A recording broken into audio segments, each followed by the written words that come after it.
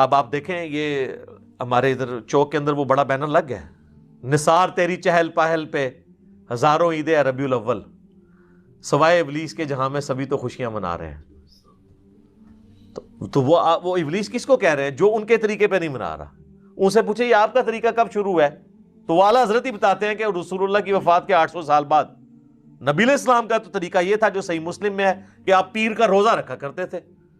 پوچھا کہ کیوں رکھتے ہیں؟ فرمایا فیہ ولدت وفیہ انزل علیہ، اس دن میں پیدا ہوا، اس دن مجھ پہ پہلی وحی نازل ہوئی۔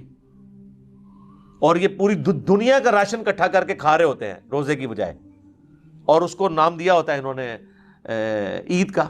اور پھر جب پوچھے کہتے ہیں عید والے دن تے تمہیں پتہ روزہ نہیں ہوتا، تو اے تسی منو پہ دستے ہو؟ میں تو تمہیں نبی علیہ السلام کا فرمان دسدا پیا ہاں کہ آپ نے اپنی خوشی جڑی ہے، قرآن کی خوشی اور اپنی پیدائش کی خوشی، فیہ ولدت وفیہ انزل علیہ، اس دن میں پیدا ہوا، اس دن مجھ پہ پہلی وحی نازل ہوئی۔ جشن قرآن اور جشن میلاد تو رسول اللہ نے صلی اللہ علیہ وآلہ وسلم روزہ رکھ کے منایا، اور آپ جو ہے وہ راشن کے ذریعے مناتے ہیں، اور وہ بھی لوگوں سے ہتھیا کے۔ ادھر تو آپ کو آئیڈیا نہیں ہے، پنڈی میں آپ چلے جائیں گاڑی کے آگے آپ کے آگے کھڑے ہو جاتے ہیں، جب تک آپ کچھ نہ دیں وہ آپ کی گاڑی کو آگے نہیں جانے دیتے۔ یہ نبی علیہ السلام نے اپنے صحابہ کی یہ تربیت کی تھی کہ اس طریقے سے میلاد منانا ہے۔ آپ ویسے کنٹرول انوائرمنٹ میں پروگرام کریں، محرم میں بھی کریں، میلاد میں بھی کریں، جلسے کریں، سیرت کے اوپر، سورت کے اوپر، میلاد کے اوپر، ہم بھی کرتے ہیں پروگرام، لیکن یہ جو آپ نے باقی ایکٹیویٹیز پھر اس کو دنیاوی برتھ ڈے کے ساتھ ریلیٹ کر کے، اور یہ ساری کی ساری ایکٹیویٹیز اسی طریقے سے 11ویں شروع کی ہوئی ہے، ابھی تو 11ویں کا مہینہ آنا ہے، اگلا مہینہ جو ہے وہ 11ویں کا آ جانا ہے، اس کے بعد پھر مہینہ آ جاتا ہے جناب معراج النبی کا۔ تو یہ پورا سال ہی معاملات چلتے رہتے ہیں، ایکٹیویٹیز رہتی ہیں، پورا سال رہتی ہیں۔ تو ایکٹیویٹیز کے اندر پورے کے پورے دین کو ڈال دینا، اور دین کی اصل سے آپ روگردانی کر لیں۔ آپ یہ شیعہ کی بھی آپ مساجد کے باہر سے گزریں تو آپ کو ہر تیسرے دن کوئی نہ کوئی دیکھ کھڑکتی ہوئی سنائی دے گی، اور بار اتنی مشکل اردو کے اندر جو ہے وہ ایسے ایسے الفاظ لکھے ہوئے ہوں گے کہ بندہ کہتا ہے یہ پتہ نہیں یار کون سا دین کا ہے، ٹھیک ہے؟ تو وہ لکھا ہوتا ہے وہ بے شیر کا ماتم ہے جی، نہیں بے شیر وہ یعنی وہ چھوٹا بچہ جو ہے نا، ام بے شیر کا ماتم، یعنی وہ ایسا بچہ جو پیدا ہونے سے پہلے، دودھ پینے سے پہلے مر گیا، اس کی ماں کا ماتم، یعنی سیدہ فاطمہ کی طرف وہ منسوب کرتے ہیں۔ اتنے مشکل الفاظ لکھے ہوئے ہوتے ہیں، اور وہ ختم ہی نہیں ہوتے، پورا سال اس طرح کے معاملات چلتے رہتے ہیں۔ لیکن آپ کہیں کہ نماز پڑھ لیں یا باقی دین کو پریکٹس کر لیں، تو نہیں سر، وہ تو بہت مشکل کام ہے، وہ تو آپ چھوڑ دیں۔ تو دین کا بالکل جنازہ نکال کے رکھ دیا ان ایکٹیویٹیز نے۔ ان ایکٹیویٹیز کا دین کے ساتھ کوئی تعلق نہیں ہے، ہم تو صرف آپ کو سمجھا رہے ہیں کہ مرنے سے پہلے اے مسلمان کر لے اس پہ غور، کتابوں کا خدا اور ہے، بابوں کا خدا اور۔ میرا خیال اب آپ کو یقین آ گیا ہوگا کہ واقعی بابوں کا خدا کوئی اور ہی ہے، اگرچہ وہ اسی خدا کو مانتے ہیں لیکن ان کوالٹیز کے ساتھ نہیں۔ کہنے کو تو دین سب کا اسلام ہے، لیکن کتابوں کا جہاں اور ہے، بابوں کا جہاں اور۔ یہ کتابوں کا جو جہاں ہے نا جی، یہ وہ ہے جو آسمان سے دین نازل ہوا ہے، اور بابوں کا جو جہاں ہے وہ ادھر سے ہی خود ہی انہوں نے اپنا جہاں بنایا ہوا ہے، اس لیے وہ وکرا جہاں ہے، ٹھیک ہے نا جی؟ تو اس کا ایک اپنا ہی جہاں ہوتا ہے، وہ کہتے ہیں اس کا اپنا ایک جہاں ہوتا ہے اور وکرا جہاں ہوتا ہے۔ تو سر آپ دیکھ لیں پھر وکرا جہاں کا کیا رزلٹ نکل رہا ہے۔ ٹھیک ہو گیا جی؟ یہ ساری باتیں آپ اللہ اور اس کے رسول کو جا کے بتائیں کہ جنہوں نے ان چیزوں کو مشروع نہیں فرمایا، ورنہ تو ہم کہیں گے کہ بخاری اور مسلم میں حدیث ہے کہ اذان کی آواز سن کے شیطان جو ہے بھاگ جاتا ہے۔ تو کیا تکلیف ہے کہ عیدین کی اذانیں نہ دی جائیں، کہ بعض لوگوں نے تو پڑھنی صرف عید کی نماز ہوتی ہے، تو کیا خیال ہے شروع نہ کروا دیں اذان، شیطان کو بھی بھگائیں؟ تو ہمیں کیا کہا جائے گا کہ رسول اللہ نے نہیں دی، ثابت نہیں۔ وہ ثابت کو چھوڑو یار، حلال کام ہے کیوں نہ کریں؟ پھر آپ کو ہمارے والی ڈیفینیشن ماننی پڑے گی۔ جنازے کی اذان کیوں نہ دیں؟ اچھا اس میں انہوں نے ایک ایکسکیوز نکالا جی، جنازے کی اذان جو ہے نا جی، وہ جب بچہ پیدا ہوتا ہے نا، جو اذان دی جاتی ہے نا، وہ اس وقت ہو جاتی ہے۔ کوئی گل بنا لی نے، کہانی بنائی ہوئی ہے، ٹھیک ہے جی؟ تو جتنی مرضی کہانیاں بنائیں، کہانیاں بناتے جائیں۔ اس طرح کی ایکٹیویٹیز کو نبی علیہ السلام نے ایک جملے سے ہی ختم کر دیا ہے. صحیح مسلم میں حدیث ہے 2005، امام باقر علیہ السلام جو امام زین العابدین کے بیٹے ہیں اور مولا حسین کے پوتے ہیں، انہوں نے روایت کیا جابر بن عبداللہ سے، اور امام باقر سے ان کا بیٹا امام جعفر روایت کرتے ہیں. 2005 نمبر حدیث کے نبی علیہ السلام جب کبھی بھی خطبہ دیتے تو فرماتے اما بعد فإن خیر الحدیث کتاب اللہ وخیر الہدی ہدی محمد صلی اللہ علیہ وآلہ وسلم وشر الامور محدثاتها وکل محدثۃ بدعہ وکل بدعۃ ضلالہ وکل ضلالۃ فی النار. آگاہ ہو جاؤ، سب سے بہترین کلام اللہ کی کتاب ہے، سب سے ہدایت یافتہ راستہ محمد صلی اللہ علیہ وآلہ وسلم کا ہے، بدترین کام وہ ہیں دین میں جو خود سے داخل کیے جائیں، اس طرح کے تمام کام بدعتیں ہیں، تمام بدعتیں گمراہیاں ہیں، اور تمام گمراہیاں جہنم میں لے جانے والی ہیں. اللہم اجرنا من النار، آمین. تو جب آپ نے فرما دیا کہ ہدایت یافتہ راستہ میرا ہے، کل کو کوئی شخص جو ہے مغرب کے 3 کے بجائے 4 فرض پڑھے اور کہ جی میں نے زیادہ ہی پڑھے، اس میں کون سا غلط کام کیا؟ نہیں، نبی علیہ السلام کے بتائے ہوئے میں آپ نے خود سے چیزیں نہیں ایڈ کرنی. بخاری اور مسلم دونوں میں حدیث ہے من احدث فی امرنا ھذا، جس نے ہمارے تعلیم کی ہوئی دین میں کوئی چیز داخل کی فہو رد، تو مردود ہے. ہاں، دین اصل اپنی جگہ پہ موجود رہے، آپ اس کو فیسیلیٹیٹ کریں تو آپ کو ثواب ملے گا. وہ صحیح مسلم میں حدیث ہے جس نے دین میں اسلام میں اچھا طریقہ جاری کیا، جتنے لوگ عمل کریں گے اس کا ثواب اسے ملے گا، اور جس نے عمل کیا اس کے ثواب میں بھی کمی نہیں ہوگی، اور جس نے جاری کیا تھا اس کو سب کا کمبائنڈ ثواب ملے گا، اور جس نے برا طریقہ جاری کیا تمام کا وبال اس پہ ہوگا، اور وہ جو خود کر رہے ہوں گے ان کے وبال میں بھی کمی نہیں ہوگی. اس میں الفاظ ہے سنتن حسنتن، یا حالت رفع میں پڑھیں سنتن حسنتن اور سنتن سیئتن، اچھا طریقہ اور برا طریقہ، اچھی بدعت اور بری بدعت نہیں. اور یہ حدیث بھی آدھی بیان کرتے ہیں، یہ پوری حدیث تو یہ ہے نبی علیہ السلام کے پاس کچھ نیو مسلم آئے، وہ بڑے غریب تھے، آپ کے چہرے مبارک پہ آثار آ گئے پریشانی کے، اور آپ نے نماز پڑھنے کے بعد مسجد میں خطبہ دیا اور لوگوں کو ترغیب دلائی کہ اللہ کی راہ میں خرچ کرو. تو ایک صحابی گھر گئے، وہ اپنے گھر کا کافی سارا سامان لپیٹ کے ایک بہت بڑے تھیلے میں ڈال کے، جو صحابہ کہتے ہیں بڑی مشکل سے وہ گھسیٹتا ہوا مسجد میں آ کے سین میں رکھا.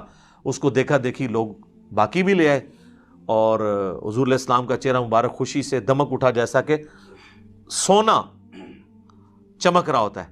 اور پھر آپ فرمایا جس نے اسلام میں اچھا طریقہ جاری کیا. جیسے میں کہتا ہوں امام بخاری امام مسلم نے ایک اچھا طریقہ جاری کیا ہے حدیث کی کتابیں لکھ کے. حدیث کے قرآن کی آیات کے سافٹ ویئر یہ اچھا طریقہ ہے، الیکٹرانک کاؤنٹر ایک اچھا طریقہ ہے، ہوائی جہاز پہ حج کرنا یہ اچھا طریقہ ہے، مسجد میں قالین بچھانا، ایئر کنڈیشن لگانا یہ اچھا طریقہ ہے. کوئی یہ تو نہیں کہتا کہ سامنے اس ایئر کنڈیشن کے اور اوپر اس قالین کے اور نیچے اس پنکھے کے منہ طرف خانہ کعبہ شریف، اگر اس وہاں سے بھی نیت کرتا ہے.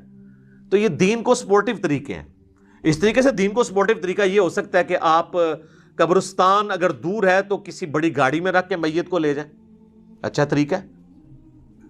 وہاں پہ اچھا ویل مینجڈ قبرستان ہو، یہ اچھا طریقہ ہے. لیکن وہاں آپ نے جو کچھ پڑھنا ہے وہ وہی پڑھنا ہے جو نبی علیہ السلام نے تعلیم فرمایا، ٹھیک ہے نا. اس طریقے سے قبر کھودنے کے لیے لیٹسٹ انسٹرومنٹ کو یوز کرنا وہ ٹھیک ہے، لیکن قبر ہی کھودنی ہے آپ نے، مردے کو آگ نہیں لگانی، وہ سنت نہیں آپ نے بدلنی. تو اچھا طریقہ اور چیز ہے، اچھی بدعت اور چیز ہے. باقی یہ جو سہارا لیتے ہیں نا صحیح بخاری سے کہ حضرت عمر نے تراویح کی جماعت کے لیے کہا تھا نعم البدعۃ ھذہ، یہ کتنی اچھی بدعت ہے. ہم ایک معصومانہ سوال کرتے ہیں کہ حضرت عمر نے جو تراویح کی جماعت شروع کروائی ہے کیا اس کی اصل دین میں موجود نہیں تھی؟ بخاری مسلم میں الفاظ ہے کہ 3 دن آپ نے خود پڑھی، چوتھے دن آپ نے منع فرمایا کہ مجھے خدشہ ہے تم پہ فرض نہ ہو جائے. تو اس کی اصل تو حضور نے خود کی ہوئی تھی، جاری اس لیے نہیں فرمائی کہ فرض نہ ہو جائے. حضرت عمر نے اپنے دور میں یہ چیز سوچی کہ بھائی حضور کو پسند تھی لیکن وجہ یہ تھی کہ کہیں امت میں فرض نہ ہو جائے، اب تو وہی نازل نہیں ہونی. تو انہوں نے اس کو ابلیگیٹری نہیں کیا، بلکہ وہ مسجد میں آئے تو دیکھا لوگ ٹولیوں میں جماعت کرا رہے ہیں تو ایک امام کے پیچھے ان کو جمع کیا اور کہا نعم البدعۃ ھذہ. یہاں پہ بدعت وہ لغت کے معنوں میں ہے، اصطلاحی بدعت نہیں ہے. اور دیکھ لیں انہوں نے ایک مردہ سنت کو اس طریقے سے زندہ کیا، لیکن چونکہ حضور نے اس کو جاری نہیں کیا تھا امت نے اس کو ایکسیپٹ نہیں کیا. آج کسی کی جرت نہیں ہے وہ کہہ دے کہ تراویح جو ہے اس کی جماعت فرض ہے.